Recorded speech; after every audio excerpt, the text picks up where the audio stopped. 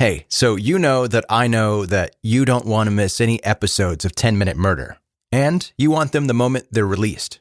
The best way to make that happen is to follow in whatever app you're listening right now. Depending on the app, it might say follow or subscribe or collect. Just hit that button and be the first to get new episodes. 10 Minute Murder contains depictions of actual crimes. What you are about to hear is real and violent in nature. Discretion is advised. This is 10 Minute Murder, Serial Killer Sunday.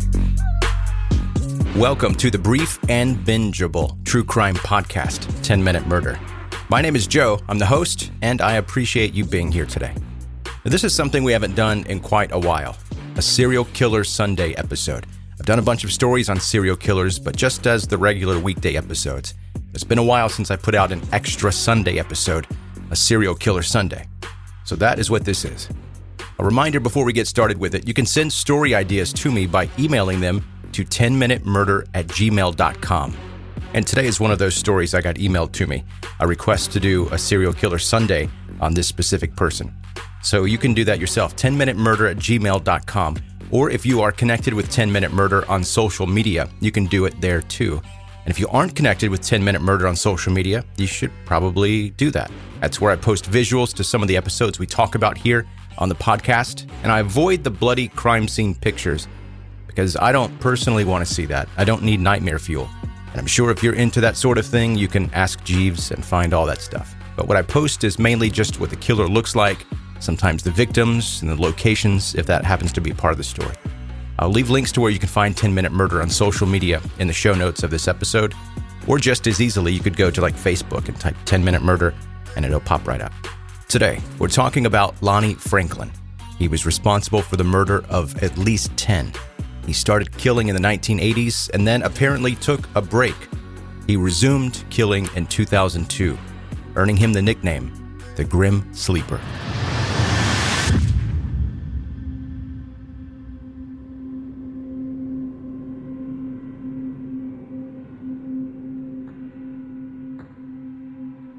Lonnie David Franklin Jr. was born August 30th, 1952.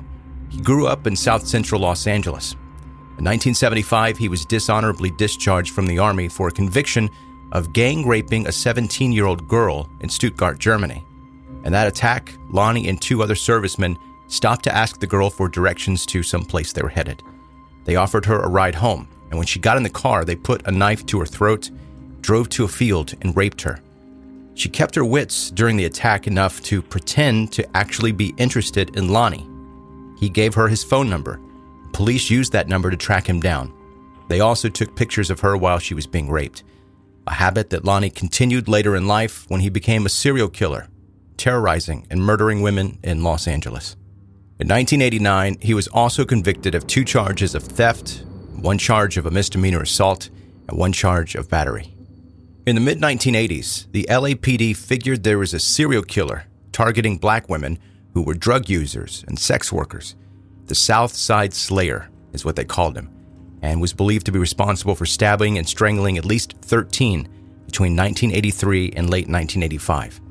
Around South Central LA, they called them the Strawberry Murders, strawberry being slang for a woman who exchanges sex for drugs. There was a lot of criticism of the LAPD for not forming a task force to catch this serial killer. Community leaders argued that when Richard Ramirez, the Night Stalker, was targeting women in upscale areas of LA and San Francisco, significant resources were made available.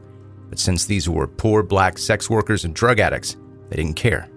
The LAPD denied these claims, but did quickly go on to form the Southside Slayer Task Force. The reward for information increased from $10,000 to $25,000. By January 1986, 15 murders had been linked to the case. Because of lack of results and information, plus a theory that maybe up to 4 killers were responsible for those murders, the task force wound down later in the year. Over the next few years, other killers in the area were found to be responsible for some of the Southside Slayer murders. One group of those murders from that time were committed with a .25 caliber handgun. By 1987, 7 victims were linked to that same gun. Fast forward to May 2007. The killing of Janisha Peters was linked through DNA evidence to at least 11 unsolved murders in LA. The LAPD in secret formed a new task force to investigate. The next year, they announced a $500,000 reward to help catch the killer, a killer that they were now calling the Grim Sleeper. In March of 2009, the sole survivor of an attack by the Grim Sleeper gave a description of a black man in his early 30s, neat, tidy, kind of geeky, black polo shirt tucked into khakis. She also gave a vehicle description. Police labs didn't find a direct match of DNA in their database, but did find similar DNA to Christopher Franklin, Lonnie Franklin's son. He was obviously too young to be the killer they were after, but they knew that they were on the right track. An undercover officer pretended to be a waiter at a restaurant where Lonnie was eating. He didn't eat the crust of the pizza, and they used that pizza crust to get his DNA to make the match. Lonnie Franklin was taken in for questioning. Okay, well, we're working on an investigation, and there's a warrant for your arrest, charging a count of murder. Count of murder? Yes, sir. I'm sure you've probably heard about DNA. Mm-hmm. Okay, well, your DNA was identified in relation to this young lady's death. Okay? No, I'm just saying, that's what you're telling me, so that's all I can say. How could that happen? I don't know. Okay, in 2003, this young lady was found killed. Have you ever seen her? No, I haven't. You don't know that lady? No, I don't. You've never seen her? No, I haven't. Mr. Franklin, just like the other one, your DNA was found on this young lady. Okay. Is there a way to explain that? No, it's not. Think about it. Think hard. No, I don't know. 2002, this young lady was found. Do you recognize her? No, I don't. Princess. You've never seen her before? Mm-mm.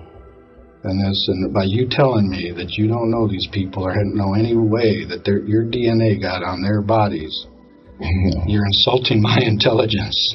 I'm sorry, I don't know. I do not know. Okay.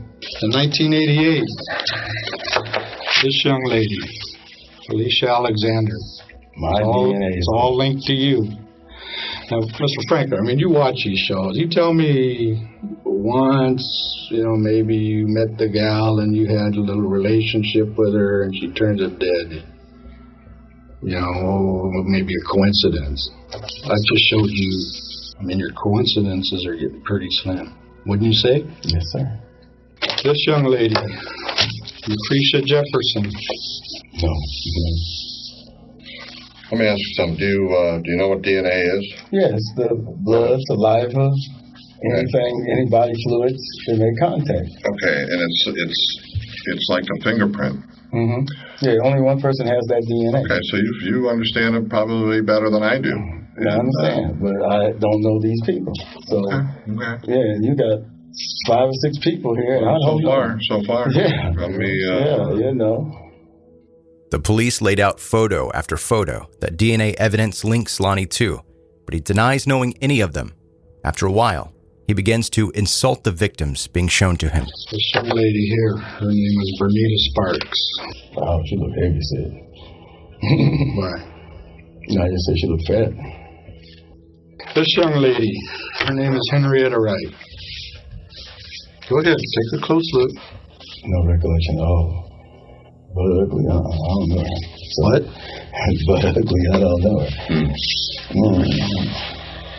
Sorry, I don't know her.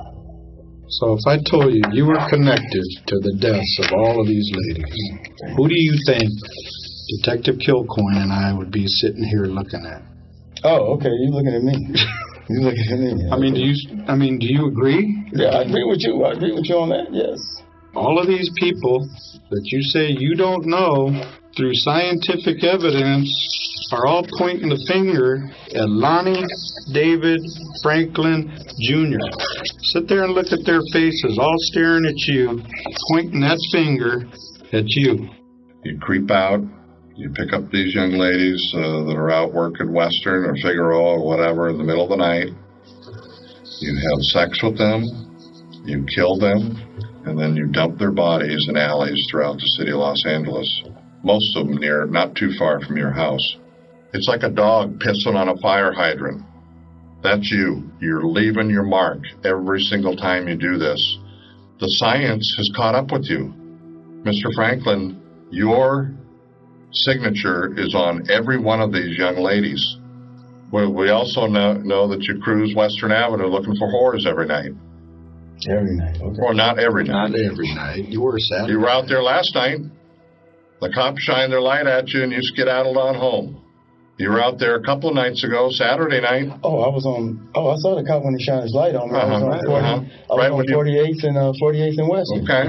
Right. 48th and Western, because I pulled over to use my, if he didn't notice, I was using my cell phone. Right, okay. Mm-hmm. You know what the news calls you? You tell me what the news calls you. The Reaper? The what? The Reaper? Grand Reaper or something like that? The Grim Sleeper. Oh, okay. I know it's something like that. I saw it on TV. I look at TV. Well, of course you do. I got TV in every room. Well, there you go. All right. It is. And here we are, sitting here. Paul and Dennis are sitting here having a chat with the Grim Sleeper. And that is Mr. Lonnie David Franklin Jr. It's not me, man. Sorry, it's not me. Okay, well then how did your DNA juice get on these bodies? That's the first time and hopefully the last time I hear the term DNA juice used. I only played you a few minutes of the tape, but the investigator says it a few times. While he was being interviewed, police obtained a search warrant and were going through Lonnie's house. In all, investigators found over 1,000 photos and several hundred hours of video in his home. The images show mainly black women of a wide age range, from teenagers to middle age and older, often nude. Police believe Franklin took many of the pictures, which show both unconscious and conscious individuals dating back 30 years. His first confirmed victim was Deborah Jackson in August 1985. Franklin apparently paused for 14 years after his last known crime in 1988, and his next confirmed murder occurred in 2002. Because of that, he was nicknamed the Grim Sleeper. Investigators have said they believe there are other as-yet unidentified victims during that time frame. The last confirmed murder was in January 2007. Franklin was charged with 10 murders and 1 attempted murder and held without bail. On May 5, 2016, after nearly 3 months of trial and a day and a half of jury deliberation, Franklin was convicted on all counts. A month later, he was sentenced to death. On March 28, 2020, Lonnie Franklin was found dead in his prison cell. As of this recording, the autopsy results have not yet been made public, but there were no signs of trauma.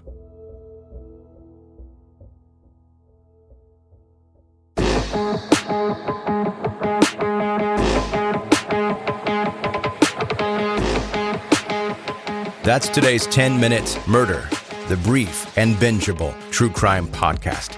Thanks for listening today, and if you have a story you'd like for me to cover, email it to 10minutemurder@gmail.com. Connect with me on social media, and be sure to tell your friends that are into quick true crime stories like this one about the podcast. And lastly, if you are an Apple Podcasts user, be sure to review and rate 5 stars. Doing that helps the show grow and reach more and more people. Thank you for listening to 10 Minute Murder. Have a good night.